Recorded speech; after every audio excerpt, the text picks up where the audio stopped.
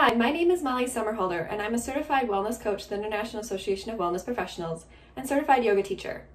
In this video, I want to take a moment to talk about relationships and finding authentic connections in the ones that you have or what you're looking for moving forward. And so one of the challenges that we have in our lives is really finding the right people that help us grow and challenge us a little bit to make sure that we're growing into the person that we should be or into our true selves.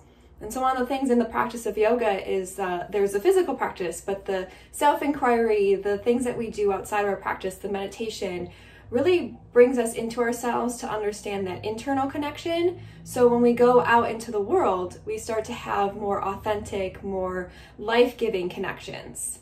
And so it takes time to build those relationships. It takes time to understand what we're looking for in both romantic relationships, friendships, even with our families. And those relationships can change over time. So another challenge we might have is you have these relationships that you've had for 30, 40 years, but they're no longer serving you, or maybe there's a bump in the road and you just don't feel that connection. You kind of have to step away. And sometimes we just have to release relationships that no longer are serving to us at that time. So some tips to move forward into finding authentic relationships is really key. And so the first one is, again, coming back to yourself. So that's number one. That's step number one, is really understanding your worth, understanding what you want in relationships, and also building that relationship with yourself. So you really have to have an authentic relationship with who you are and the life around you to really understand who you want to let into your circle of friendship or relationships. And so we do that by meditation or just listening in, kind of observing the world and noticing what you see. So what are some things that you like about the world that you've created for yourself? Or what are some things that you know needs to change? Maybe it's getting professional help with a wellness coach or a life coach like myself to kind of determine, what's my life purpose? What kind of relationships do I want? Start to ask the questions of what am I looking for? Where do I want to go in my life? Who do I think would be best served to help me on that journey? Even seeing a certified therapist too, if you have really deep rooted trauma or things that you can't work through. Another thing is also starting a spiritual practice, something that allows you to get outside of yourself, being of service to others, to kind of understand what you are passionate about or how you can just get out of your mind sometimes. Maybe a creative project is a great spiritual path too. Maybe it's attending a community that speaks to you. Maybe it's starting up a yoga practice to start that internal physical, mental, and emotional understanding of yourself. Maybe it's joining a community church, or maybe it's tapping into whatever your religion of choice is.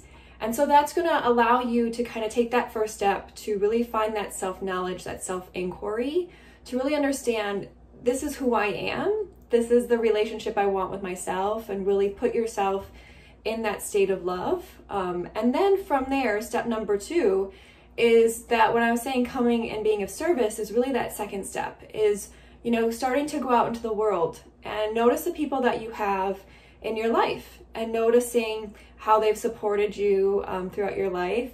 And maybe it's your time for, now that you've taken care of yourself, maybe it's your time to give to them, right? Maybe it's your time, or have you been receiving too much from that relationship? Maybe it's time to give. Or maybe you've been giving too much in a relationship and you have no more to give to that person. And sometimes this is the step that can be the hardest, because when we're looking at being of service to people, we really have to step outside of ourselves. And so it can be hard to take that step and be kind of vulnerable, maybe try something new, maybe volunteering in an organization that you've never volunteered for. Maybe it's stepping into a new realm of a career that serves others in a different way and you don't feel like you are worthy enough, or feel like you're doing authentically, or you have enough confidence. So this is really the confidence builder. It's the getting out into the world, really understanding what's next. So again, volunteering at a service organization, just doing little things for those around you. It can be as simple as when you're walking down the street, saying hi to someone. That could change their day.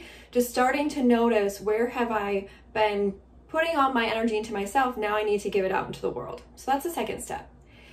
And then the third step is really allowing yourself to come into that space of how can I be authentic in these relationships that I have. So you start serving for them, you start to look at your relationships in the second step, but now it's really, how are these relationships serving me?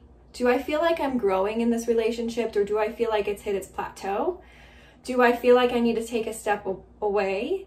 Am I being vulnerable in this relationship? Am I really speaking my truth and my heart to that person, or am I hiding things? Can I be my true self with them?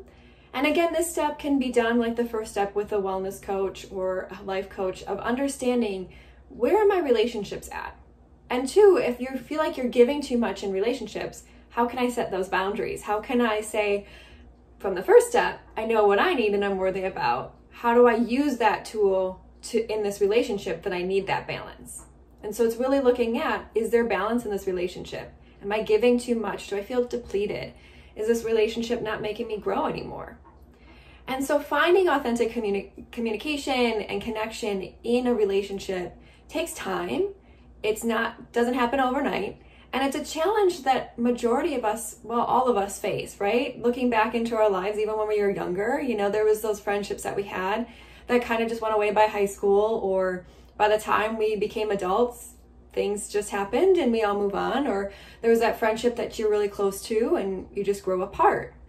And that is okay. If you grow apart from a relationship or someone that you truly care about, you can keep them in your heart. Keep them in your heart, but you can let them physically go away. They don't have to physically be in your life. You can always care for them and send them love. Even if, something bad happened between the two of you, you can always just send them love and move on.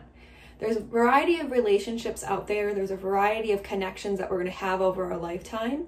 And it's understanding what are the key relationships. That's the challenge, is the key relationships and those 3 steps that are going to help you kind of figure out and question those parts of yourself and the parts of the world around you to understand, yeah, these are the connections I want.